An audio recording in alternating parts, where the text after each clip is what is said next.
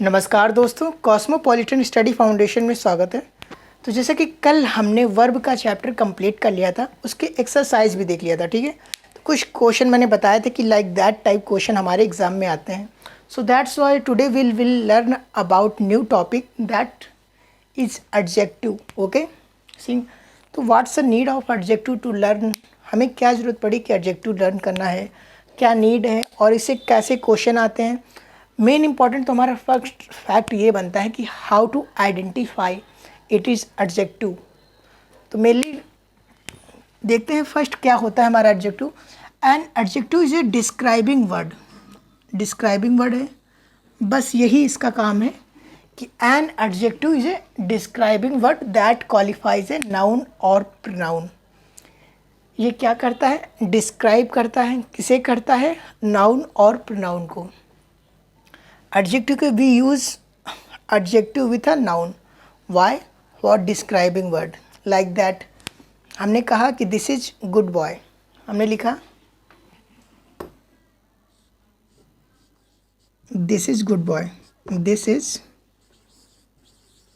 Good boy. Then हमारा ये क्या है? नाउन है। गुड क्या कर रहा है? डिस्क्राइब कर रहा है। किसे कर रहा है? लड़के को कर रहा है कि लड़का क्या है? गुड है। तो हमारा ये एडजेक्टिव हो जाएगा गुड, ठीक है। तो यही हमें जानना है कि कौन से वर्ड हमारे एडजेक्टिव हैं, कब डिस्क्राइब कर रहा है नाउन को, अदरवाइज़ अगर वो वर्ब के पास आ रहा है तो किस फॉर्म में होगा, और कौन से एडजेक्टिव हम यूज़ करते हैं, कैसे हम हाउ टू आइडेंटिफाई कि ये एडजेक्टिव है, ठीक है। तो कुछ एग्जांपल हैं, जैसे कि हमारे कुछ वर्ड्स होते हैं लाइक, एक मिनट इसे कर देते हैं। हमारे कुछ वर्ड होते हैं जिनके लास्ट में FUL आता है, ISH आता है, ABLE आता है। सम एक सेल्फ में एडजेक्टिव है। OUS आता है या AL आता है, IC आता है, IVE आता है, लेस आता है। जैसे कि इसलिए लिख सकते हैं आप, क्या हो सकता है? आवफुल है, ये क्या है हमारा? एडजेक्टिव है, आवफुल। और भी आप बना सकते हैं रिस्पेक्टफुल। रिस्पेक्टफुल क्या है? एडजेक्टिव है। कुछ भी बना, अबेल, अवेलेबल। अवेलेबल क्या है? एडजेक्टिव है। सम तो हमारा सेल्फ एक एडजेक्टिव है। AL से बना सकते हैं, IC से बना सकते हैं, लेस से बना सकते हैं, रेस्पेक्टलेस। जैसे कि हमारे कुछ वर्ड्स होते हैं पहचानने के लिए, एक आइडेंटिफिकेशन के लिए ये वर्ड्स याद रखिएगा।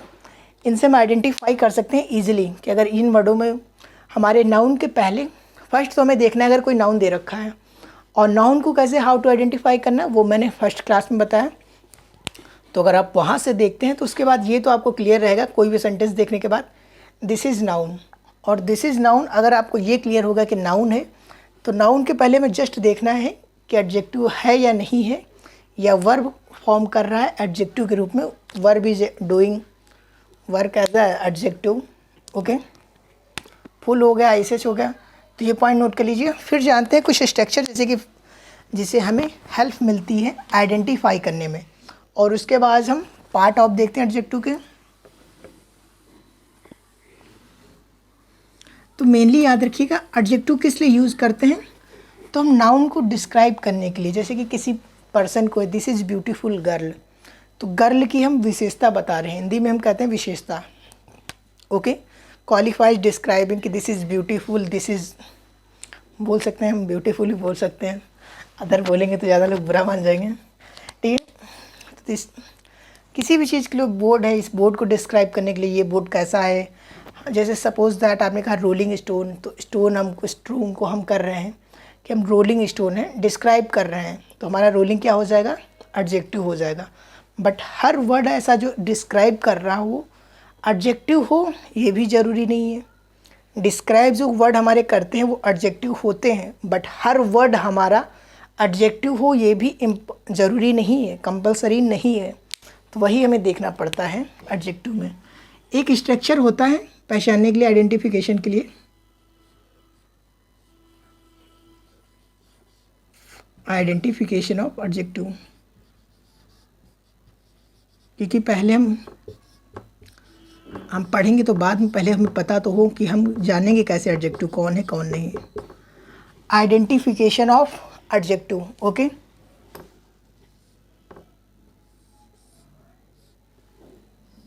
Identification of adjective. तो मैंने कुछ वर्ड्स आपको दिए, वो वर्ड्स अगर किसी सेंटेंस किसी वर्ड में लगे मिलते हैं तो वो एडजेक्टिव है। क्लियरली आप समझ सकते हैं, अंडरस्टैंड कर सकते हैं। और कुछ स्ट्रक्चर होता है, जैसे कि अगर दा है प्लस स्पेस है, स्पेस दैट मीन यहाँ पे कोई अदर वर्ड है और उसके बाद में नाउन है, तो यहाँ पे जो हमारा वर्ड आएगा वो 100% एडजेक्टिव होगा, एडजेक्टिव। ओके। और इस कॉन्सेप्ट पे आपके बहुत सारे क्वेश्चन, हर क्वेश्चन मैक्सिमम अगर एग्ज़ाम में मानेंगे तो इसी कॉन्सेप्ट में मिलेगा आपको कि दा होगा, फिर यहाँ पे एडजेक्टिव होगा, फिर नाउन होगा। ओके। तो ये पॉइंट याद रखिएगा, मोस्ट इम्पॉर्टेंट पॉइंट है, मोस्ट इम्पॉर्टेंट डाल के लिख लीजिएगा कि मोस्ट इम्पॉर्टेंट, बिकॉज हमें आइडेंटिफाई करना होगा अगर हम पढ़ना है एडजेक्टिव के बारे में। तो कुछ एडजेक्टिव के पार्ट्स होते हैं, जैसे कि पार्ट्स तो बहुत हैं, 11 पार्ट्स हैं, बट वो पार्ट्स जानने से कोई बेनिफिट ज़्यादा नहीं है। तो उसके पार्ट्स क्या, डिस्ट्रीब्यूटिव, जैसे कि बताया था मैंने, प्रोनाउन में हमारे इंपॉर्टेंट था बट एडजेक्टिव में इंपॉर्टेंट नहीं है। उसमें आपको बताएंगे क्वांटिटी एडजेक्टिव, क्वालिटी एडजेक्टिव, तो नाम ही होता है वो सारा। मैं चार्ट बना देता हूँ, आप लिख लीजिएगा कि कौन से हमारे एडजेक्टिव क्या वर्क करते हैं। उनके बारे में 1 बाय 1 बताना टाइम वेस्ट होगा, इसलिए हम एक साथ देख लेते हैं चार्ट पे। ओके। तो पहले लिखते हैं हमारे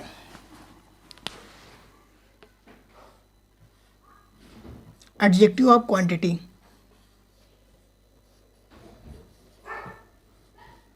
एडजेक्टिव ऑफ क्वांटिटी को हम किस लिए यूज़ करते हैं? Of quantity. Adjective of quantity हमारी क्या दर्शाती है? किसी भी थिंग्स की क्वांटिटी दर्शाती है। क्वांटिटी के लिए हम क्या यूज़ कर सकते हैं? सम कर सकते हैं। तो नॉर्मल होता है, इसलिए मैंने कहा कि अब इसका पार्ट में हमें एडजेक्टिव ऑफ क्वांटिटी पढ़ना पड़ता। क्वांटिटी एडजेक्टिव, फिर क्वालिटी एडजेक्टिव, फिर डिमॉन्स्ट्रेटिव, डिस्ट्रीब्यूटिव, इस तरीके से पढ़ते हैं। बट इसमें नॉर्मली ये बताना होता है कि एडजेक्टिव ऑफ क्वांटिटी हमारे ऐसे वर्ड्स होते हैं जो क्वांटिटी को दर्शाते हैं, किसी थिंग की क्वांटिटी, जैसे कि सम है या ऑल है या फ्यू है, क्वांटिटी कितनी है, या वेरी है। ये सारे वर्ड्स जो हम रूल पढ़ते आ रहे थे कि आ फ्यू, द लिटिल, ये सब हमारे होते हैं एडजेक्टिव ऑफ क्वांटिटी। लिटिल है, लिटिल, ये फ्यू का यूज़ करते हैं काउंटेबल नाउन के लिए और लिटिल का यूज़ हम करते हैं अनकाउंटेबल नाउन के लिए। काउंटेबल नाउन, अनकाउंटेबल नाउन, और इसी में हम जानेंगे, इसी एडजेक्टिव में कब हम इसके जब रूल्स पढ़ेंगे, कुछ रूल्स के फॉर्म में बनाया है कि कब हम यूज़ करते हैं फ्यू का, कब यूज़ करते हैं लिटिल का, और आ फ्यू, द फ्यू क्या होता है, क्या मीनिंग होती है कि द फ्यू मीन्स कितना है, कितना किसी थिंग कितना part, uh few that means what part of any things, the few. Okay. तो सम है, ऑल है, फ्यू है, वेरी है, लिटिल है, कर सकते हैं, क्वांटिटी है। ओके। मैंने बता दिया आपको, क्योंकि नेक्स्ट पार्ट लिखना है इसलिए मैंने इसे रब कर दिया है। एडजेक्टिव ऑफ क्वांटिटी हो गई। एडजेक्टिव ऑफ क्वालिटी ले लीजिए।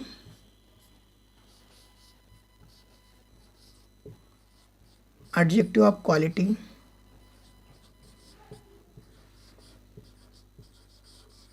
क्वालिटी, एडजेक्टिव ऑफ क्वालिटी लेंगे, देन उसमें क्या आएगा हमारा? क्वालिटी अगर हम किसी की बता रहे हैं तो क्या हो सकता है? या फिर वो गुड हो सकता है, या बैड हो सकता है,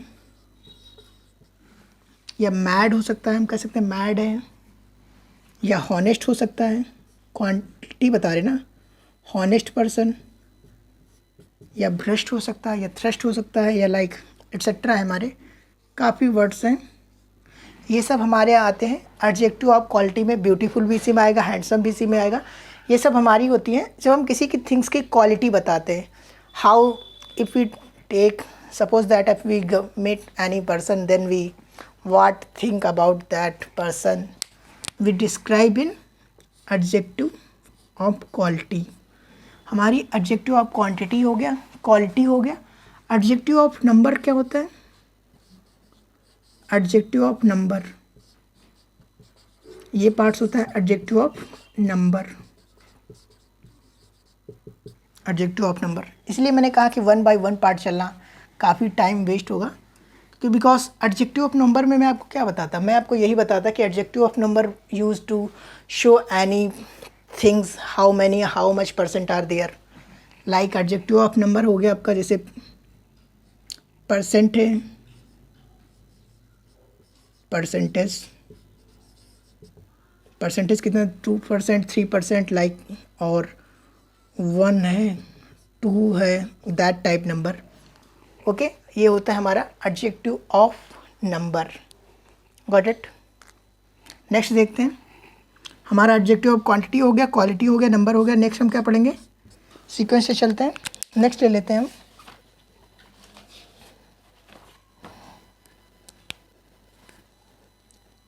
डोमेस्ट्रेटिव एडजेक्टिव ले लेते हैं। Demonstrative adjective,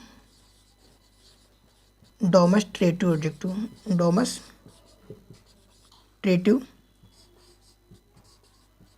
adjective. Demonstrative adjective क्या होते हैं हमारे, demonstrative adjective that type like this है, दैट है, this that, these, those, that type what called demonstrative adjective. जैसे कि हमने प्रोनाउन में जाना था, लाइक दैट। ओके, फिर देखते हैं distributive adjective. Distributive adjective, distributive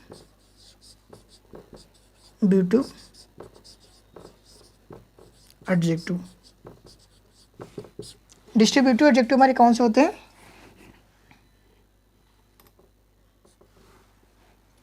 adjective quantity हो गया, क्वालिटी हो गया, नंबर हो गया, एडजेक्टिव हो गया, डिस्ट्रीब्यूटिव एडजेक्टिव चल रहा है, जिसमें हमारे होते हैं जैसे लाइक ईच है, एवरी है,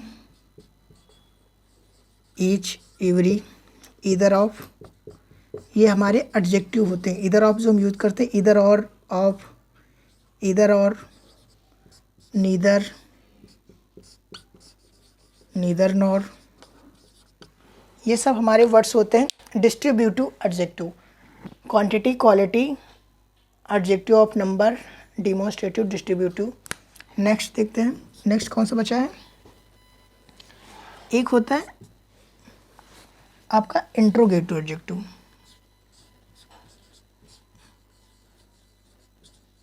इंट्रोगेटिव एडजेक्टिव,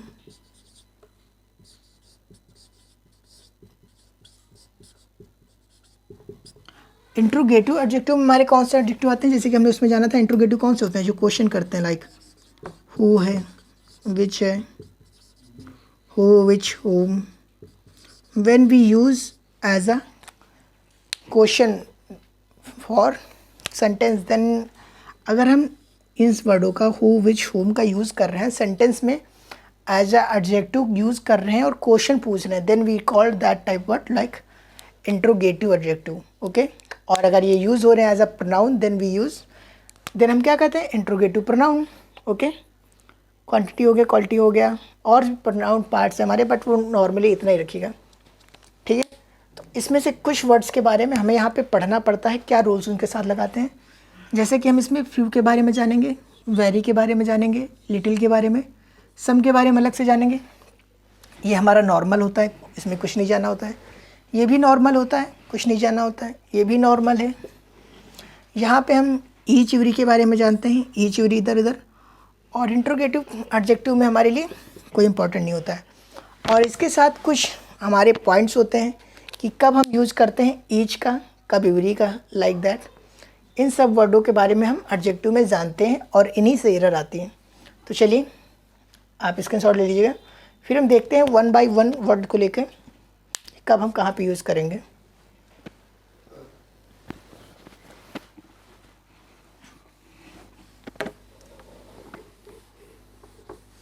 तो पहले लेते हैं हम ईच एंड एवरी को, ठीक है, क्योंकि काफ़ी कन्फ्यूजन होती है और काफ़ी बार क्वेश्चन आता है ईच एंड एवरी से।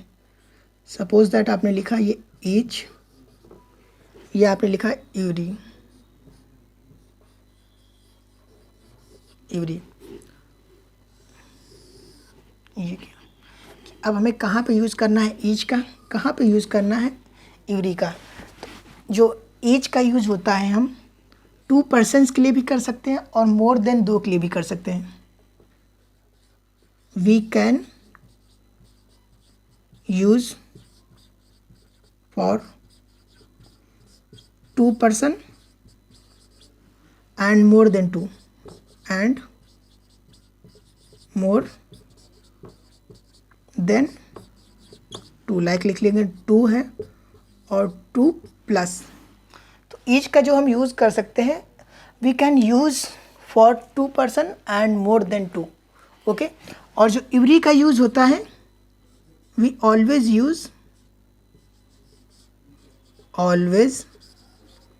Use for more than 2 person, more than 2 person.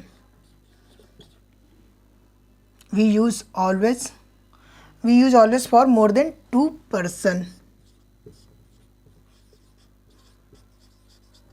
हम एवरी का यूज़ करते हैं ऑलवेज. 2 से ज़्यादा पर्सन अगर किसी बात हो रही है तो हम एवरी का यूज़ करते हैं. ईच का भी कर सकते हैं, कोई प्रॉब्लम नहीं है. एवरी का भी कर सकते हैं, लेकिन एवरी का हम यूज़ 2 पर्सन के लिए नहीं कर सकते हैं. अगर एवरी की बात कर रहे हैं तो मोर देन 2 पर्सन होंगे वहाँ पे. We always use for more than 2. More than 2 person है तो हम ईच का यूज़ करें या एवरी का यूज़ करें, बोथ राइट है. बट उसके लिए भी कंडीशन होती है ना कि सेंटेंस में जैसे कुछ और पॉइंट्स होते हैं. ये जो ईच होता है बात करता है 1 by 1 पर्सन की, सेपरेट. और ये एवरी यूज़ करते हैं हम लाइक ग्रुप में. If we talk about any person in group and we talk about something that particular person, then we use each. If we talk about any group in member, then we use every.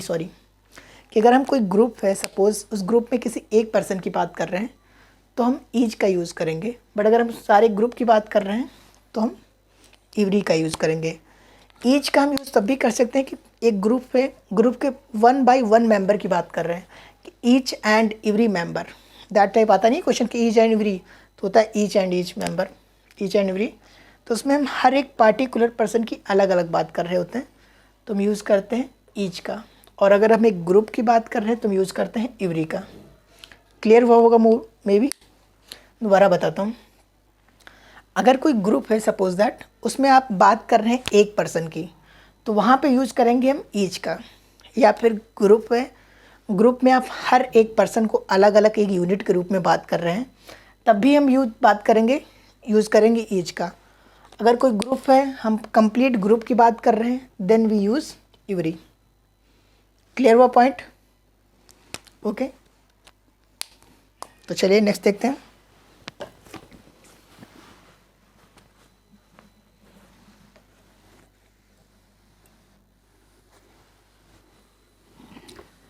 तो next हम देखते हैं कब use करते हैं हम Elder का और कब यूज़ करते हैं ओल्डर का. क्योंकि यही सब प्रश्न है, क्वेश्चन है जो हमारे पेपर में एडजेक्टिव से आते हैं कि when we use elder and when we use older. Elder और एल्डेस्ट होता है, एल्डेस्ट. और कब यूज़ करते हैं ओल्डर. इसको भी कैपिटल कर देते हैं. Older and oldest. ओल्डेस्ट.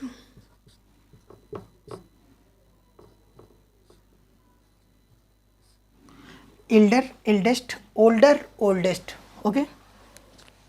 यहाँ पे होता है एल्डर का यूज़ हम कब करेंगे. सपोज दोनों का, बोथ का मीनिंग एक होता है, Elder, older, eldest, oldest.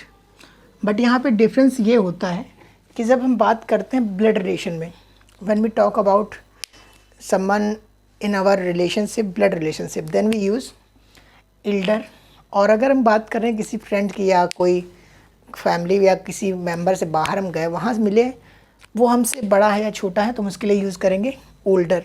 Okay, got it. बताता हूँ लिख के. When we talk about blood relation, blood relation, okay. और यहाँ पे when we talk about blood relation then we use elder eldest, got it. कि जब हम बात करेंगे मेरा भाई ब्लड रिलेशन है then we use Elder.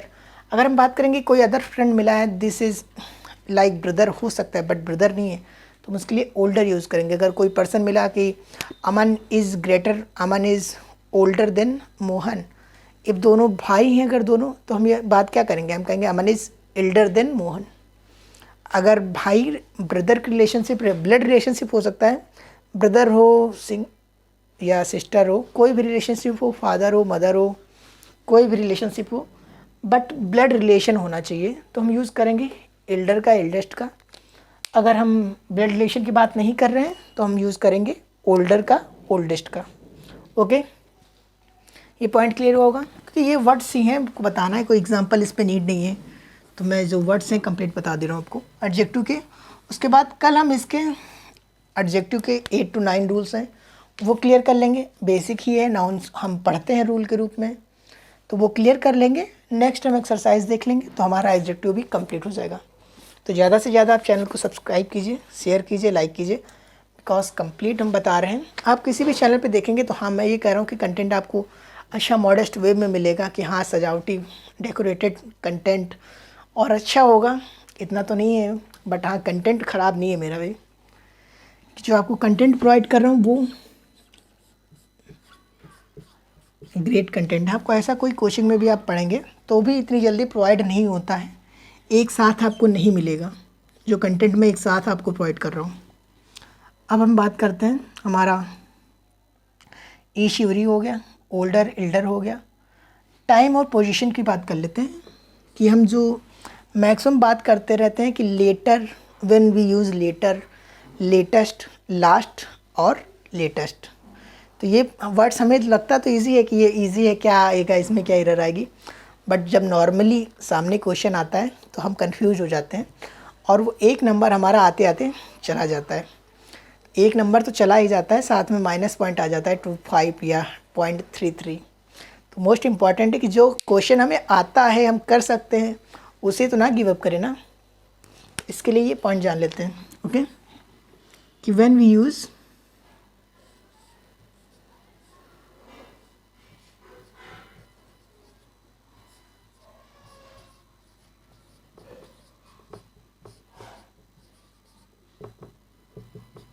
Time position, like यहाँ पे हम लिखेंगे लेटर और यहाँ पे होगा हमारा लेटेस्ट।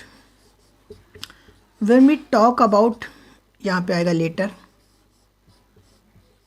यहाँ पे आएगा लास्ट, ओके। तो मैंने बताया जब हम टाइम के रेफरेंस में बात करेंगे तो लेटर में हम LATER बात करेंगे और जब हम पोजीशन के रिगार्डिंग बात करेंगे according then we use latter. और जब हम टाइम में लेटेस्ट करते हैं और पोजीशन में लास्ट करते हैं, latest time, what is latest fashion और what is last position, okay. तो ये वर्ड्स हमारे होते हैं जब हम लेटर हमें देखना पड़ेगा। लाइक दैट अगर मैंने कह दिया कि we are going to study for, time use करेंगे ना, we are going to study, like that बना सकते हैं सेंटेंस लेटर। इस तरीके से अगर हमें कोई प्लेस पे लेटर और ये चेक करना होता है कि that word come for time या प्लेस, सेंटेंस में देख के हम लगाते हैं कि अगर चलिए एक सेंटेंस देखता हूँ तो ज़्यादा क्लियर होगा, शायद में भी अगर अवेलेबल हो। सेंटेंस तो नहीं अवेलेबल है, इसका सेंटेंस मैं आपको कल बताऊँगा, ठीक है। तो पॉइंट याद रखिएगा, इसका एक एग्जांपल आपको कल दूंगा और ज़्यादा क्लियर होगा। जैसे कि टाइम का हम यूज़ करते हैं लेटर रेफरेंस के लिए, टाइम अकॉर्डिंग टाइम के लिए, और लेटर का हम यूज़ करते हैं बहुत सेम है, बस स्पेलिंग चेंज होती है पोजीशन के अकॉर्डिंग कि position light we went to, position के अकॉर्डिंग बात करेंगे। अच्छा एग्जांपल आपको कल दूंगा क्योंकि बिकॉज अभी इतना अंडरस्टैंड हो ऐसा कोई एग्जांपल बनाना भी। तो ये पॉइंट नोट कर लिया होगा, टाइम हो गया, पोजीशन हो गया। नेक्स्ट देखते हैं हम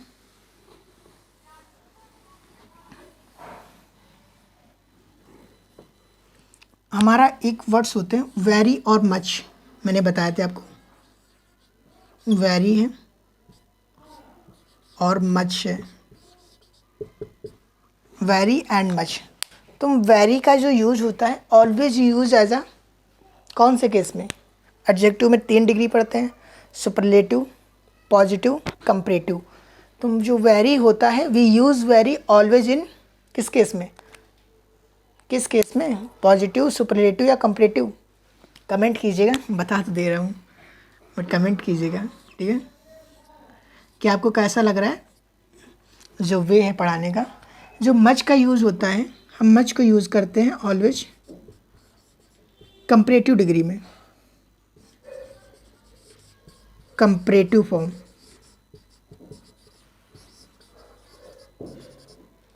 और जो वेरी होता है, वेरी का यूज़ करते हैं पॉजिटिव डिग्री में, पॉजिटिव, पॉजिटिव फॉर्म। ओके, तो very like this is very, हम कहते हैं ना this is very hot T, this is very hot T, ठीक है। तो अब हम ऐसा तो नहीं कह सकते ना this is very hotter T, this is very hotter T कह सकते हैं क्या? और कंपैरेटिव में मच का हम यूज़ करते हैं, this is much hotter T, hotter T. Like आगे सेंटेंस जोड़ सकते हैं, देन कॉफ़ी है या एट्सेट्रा। तो याद रखिएगा वेरी का हम यूज़ करते हैं पॉजिटिव फॉर्म के लिए, मच का हम यूज़ करते हैं कंपैरेटिव फॉर्म के लिए। This is very hot T, this is much hotter T, much hotter. Prepare के लिए भी यूज़ कर सकते हैं, प्रीफेयर। ओके, तो ये पॉइंट क्लियर हुआ होगा वेरी एंड मच का, ठीक है। कोई प्रॉब्लम तो नहीं है, देख लेता हूँ।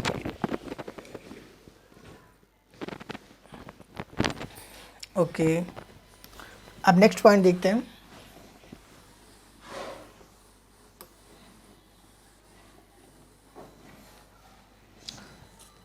हमारा पोजीशन हो गया, टाइम हो गया, वेरी हो गया, मच हो गया। हाँ, सो का यूज़ और टू का यूज़ देख लेते हैं कि कब हम यूज़ करते हैं सो दैट का। हमारे सेंटेंस में काफ़ी बार आता है डैश डैश करके सो दैट, और काफ़ी बार आता है टू फिर डैश डैश करके टू। तो इनका हम यूज़ क्यों करते हैं और किस सेंटेंस में करते हैं?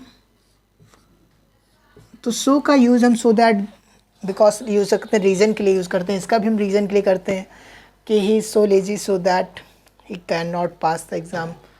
और टू का भी हम यूज़ करते हैं, सेम थिंग के लिए करते हैं, बस थोड़ा सा लिखने का वे चेंज हो जाता है बिकॉज हम इसमें यूज़ करते हैं नेगेटिव वर्ड्स का। जैसे मान लीजिए ही is so lazy, so lazy that he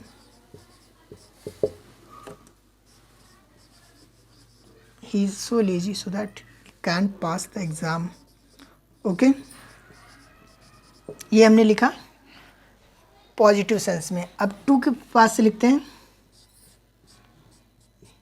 he is too lazy to pass the exam. देखिए यहाँ पे दोनों सेंटेंस में थोड़ा, दोनों का अर्थ जो है मीनिंग एक ही है, बट लिखने का वे देखिए थोड़ा सा चेंज है। और हमने क्या यूज़ किया है, he is so lazy that he can not pass the exam. यहाँ पे हमने कहा he is too lazy to pass the exam. Why we use, हम यहाँ पे कांट का निगेटिव फॉर्म यूज़ कर रहे हैं और यहाँ पे नहीं कर रहे हैं। वाई? बिकॉज जो हमारा टू होता है ये इटसेल्फ निगेटिव होता है, इटसेल्फ क्या है, नेगेटिव है। तो हमने बताया था फर्स्ट ही कि हम किसी भी थिंग्स में, जैसे कि हिंदी में यूज़ कर देते हैं डबल बार ना, बट इंग्लिश में हम एक थिंग का एक ही बार यूज़ करते हैं। चलते चलते, तो इंग्लिश में सिर्फ चलते होगा, चलते चलते नहीं होगा। लाइक सेम, ये हमारा जब एक बार नेगेटिव यूज़ कर दिया है देन हमें नीड नहीं है दोबारा यूज़ करने की negative. That's why he is too lazy to pass the exam, right होगा, ठीक है। तो दोनों सेंटेंस हमारे यहाँ पे राइट है। सो दैट का यूज़ हम पॉजिटिव सेंस के लिए करते हैं, पॉजिटिव, इसमें पॉजिटिव सेंस है और इसका नेगेटिव के लिए। क्लियर हुआ होगा मे बी ये पॉइंट। चलिए नेक्स्ट देखते हैं।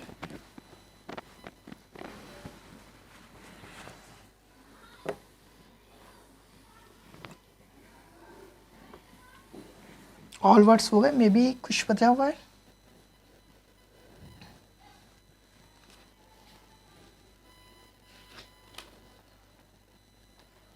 हाँ एक और वर्ड्स है, कुछ वर्ड्स और हैं वो बता देता हूँ आपको। जैसे कि एक फर्दर होता है, एक फर्दर होता है, इसमें भी काफ़ी कन्फ्यूजन होती है लोगों को। ये होता है फर्दर और एक होता है फर्दर, एफ यू, देखिए FARTHER, FURTHER, एक है फर्दर और एक है फर्दर।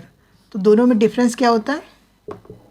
तो जो फर्दर का यूज़ होता है, फर्दर का यूज़ हम अकॉर्डिंग करते हैं टाइम के लिए करते हैं, we use further for time के लिए। और जो फर्दर का यूज़ होता है इन एडिशन टू करते हैं, इसका मीनिंग होता है in addition to, addition to. Further like that time, हम जब बात करेंगे किसी टाइम अकॉर्डिंग टाइम सेंस की तो हम यूज़ करते हैं फर्दर, और जब हम बात करेंगे इन एडिशन टू की तो हम यूज़ करेंगे फर्दर की। एक एग्जांपल देते हैं, इसके मैंने पहले ही रिटर्न कर लिया था एग्जांपल, कि मुझे पता था नीड पड़ेगी इसके लिए।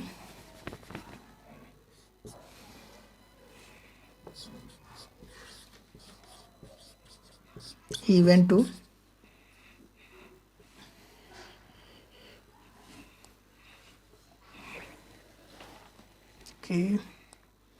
क्योंकि मैं टू नहीं लगा सकता था, क्यों? क्योंकि हमारा अब्रॉड के साथ भी कभी भी टू नहीं लगता।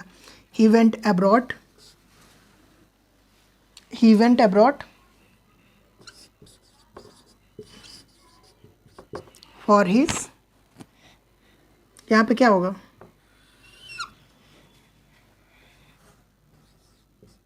स्टडी। नीचे एक सेंटेंस लिख रहा हूँ, फिर बोथ में बताइएगा, ठीक है? I want this work done,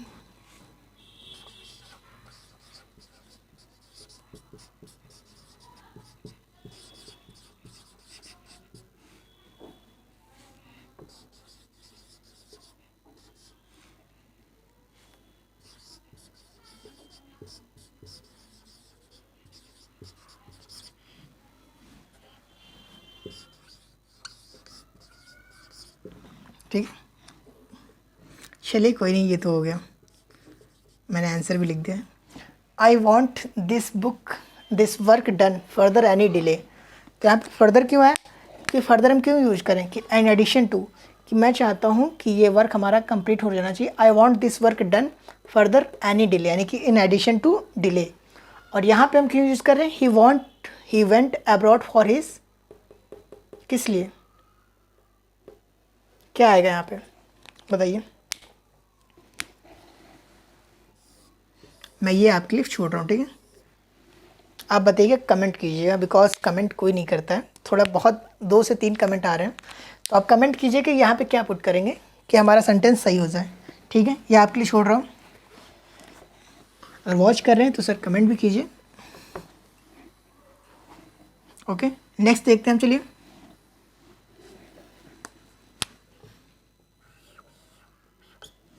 next हम जो पॉइंट पढ़ेंगे, हार्ड और हार्डली का एक पॉइंट है, वो क्लियर करते हैं। हार्ड और एक पॉइंट है हार्डली। हार्डली तो हम कब यूज़ करते हैं हार्ड का, और कब हम यूज़ करते हैं हार्डली का, और इस हार्डली का हमारा कनेक्शन होता है फ्यू से, लिटिल से, वो हम जब फ्यू लिटिल बताएंगे आपको भी तो उसके साथ बता देंगे, ठीक है? तो कब हम यूज़ करते हैं हार्ड का और कब हम यूज़ करते हैं हार्डली का, तो देखिएगा। हार्ड मीन्स एक ही मीनिंग होती है कि डिफ़िकल्ट, ये नॉर्मल वर्ड से हमारा डिफ़िकल्ट एडजेक्टिव है, ये एडजेक्टिव है, ठीक है, याद रखिएगा। दैट मीनिंग होता है डिफ़िकल्ट। बट जैसे ही हम बात करते हैं हार्डली की तो हमारा सेंस चेंज हो जाता है कि हार्डली, तो इसका मीनिंग होता है ऑलमोस्ट नॉट, कि हमारे पास जितना भी कुछ था उसमें का कुछ नहीं, ऑलमोस्ट नॉट। ये हमारा होता है मीनिंग हार्डली का सेंस जो होता है। तो हार्ड का हम यूज़ करते हैं डिफ़िकल्ट के लिए, हार्डली का हम यूज़ करते हैं ऑलमोस्ट नॉट के लिए।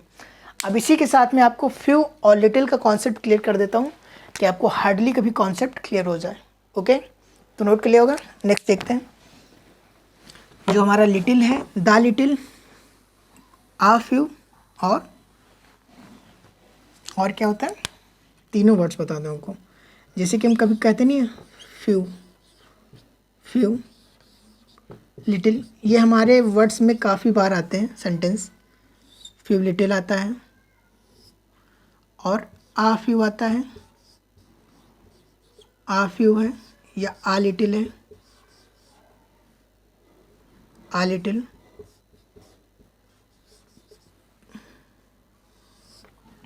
और एक आता है द फ्यू, द फ्यू और the little, the little. Okay, तो ये 6 वर्ड्स हमारे एग्ज़ाम में सेंटेंस में मिल ही जाते हैं आपको, शुरुआत में मिले या लास्ट में मिले या लास्ट में नहीं मिडल में मिले, आपको कोई ना कोई क्वेश्चन में मिल ही जाएगा ये पॉइंट। तो इनका यूज़ हम कब करते हैं और क्या मीनिंग होता है, फ्यू का क्या मीनिंग होता है, आ फ्यू का क्या मीनिंग होता है, द फ्यू का। तो ये जानने से पहले हम जान लेते हैं कि जो हम फ्यू का यूज़ करते हैं ये होता है हमारा काउंटेबल नाउन के लिए। और जो लिटिल का यूज होता है, लिटिल, हाउ मच, लिटिल, हम लिटिल का यूज़ करते हैं अनकाउंटेबल नाउन के लिए। आ लिटिल का यूज़ करेंगे अनकाउंटेबल नाउन के लिए, द लिटिल का यूज़ करेंगे अनकाउंटेबल नाउन के लिए। ओके, और जो हमारा फ्यू होता है काउंटेबल नाउन के लिए होता है, आ फ्यू ये भी काउंटेबल नाउन के लिए, द फ्यू ये भी काउंटेबल नाउन के लिए। तो मीनिंग क्या होता है तीनों का, तीनों के मीनिंग में तीनों में डिफरेंस होता है। तो जब हम बात करते हैं आ फ्यू या लिटिल की, तो हमारा मतलब होता है कि ऑलमोस्ट क्या मीनिंग होता है कि ऑलमोस्ट नॉट, जो मैंने आपको बताया कि हमारे पास जितना भी है उसमें का कुछ नहीं, ऑलमोस्ट नॉट। पहले बात लिख देता हूँ, almost not, almost not from, full कर दीजिए या हमारे पास जितना भी था ऑलमोस्ट नॉट फ्रॉम फुल। इसमें हम कह सकते हैं कि लिटिल थोड़ा सा, मच, मच यूज़ कर सकते हैं या मैनी यूज़ कर सकते हैं, much, but not complete, but not complete. इसमें हमारे पास जितना भी थिंग्स होती है उसकी कंप्लीट बात करते हैं, कंप्लीट थिंग, कंप्लीट थिंग। तो फ्यू का यूज़ करते हैं जितना हमारे पास होता है उसमें का कुछ भी नहीं। मैंने बात किया आई हैव फ्यू, यानी कि मेरे पास कुछ भी नहीं है, कुछ भी नहीं, nothing. Uh few that means जो भी था उसमें से थोड़ा सा परसेंट मेरे पास है। लाइक अगर 100% था तो उसमें से कुछ भी परसेंट हो सकता है, 50%, 20%, 30%, 70%, 90%, बट कंप्लीट नहीं है मेरे पास। और जैसे हम बात करते हैं द फ्यू या द लिटिल की, दैट मीन्स हमारे पास जितने भी कोई थिंग थी उसकी कंप्लीट थिंग मेरे पास है। Okay, got it. एग्जाम्पल लीजिएगा और ज़्यादा क्लियर होगा थोड़ा सा। इसका भी एग्जाम्पल कल ही आपको क्लियर कराएंगे, ठीक है, बिकॉज एग्जाम्पल मैंने थोड़ा कलेक्ट नहीं किया और अलग से बताऊंगा, वो शायद एकदम सटीक ना हो, दैट्स वाई आपको अंडरस्टैंडिंग में थोड़ी सी प्रॉब्लम हो। तो फ्यू हो गया, लिटिल हो गया, ऑलमोस्ट नॉट हो गया, ये वर्ड्स हो गए। ओके, तो नोट कर लीजिएगा, इसके एग्जाम्पल हम कल देख लेंगे, ठीक है। 2 पॉइंट के हमने बताया वो एग्जाम्पल कल देखेंगे। और कोई वर्ड्स बचा है?